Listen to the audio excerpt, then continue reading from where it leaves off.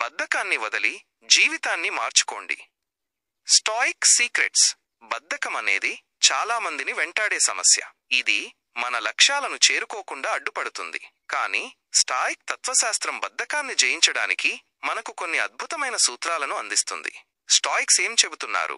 నీ చేతిలో ఉన్నదానిపై దృష్టి పెట్టు.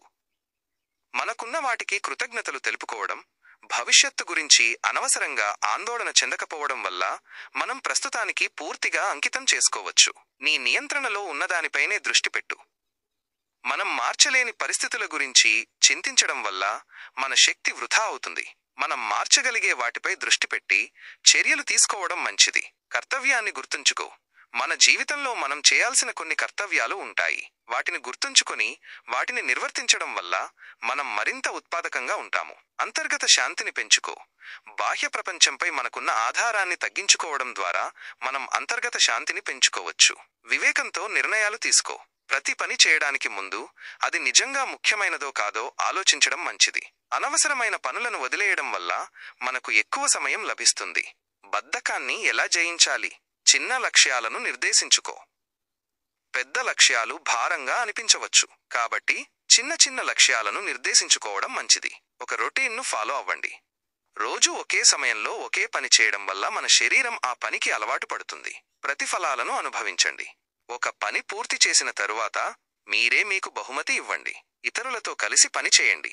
ఒక సమూహంలో పని చేయడం వల్ల మనం మరింత ప్రేరణ పొందుతాము. ధ్యానం చేయండి. ధ్యానం చేయడం వల్ల మన మనసు ప్రశాంతంగా ఉంటుంది.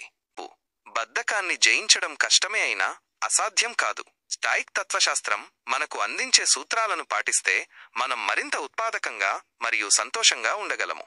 మీకు ఈ సమాచారం ఉపయోగకరంగా ఉందని ఆశిస్తున్నాను. గమనిక: ఈ సమాచారం సాధారణ సమాచారం కోసం మాత్రమే.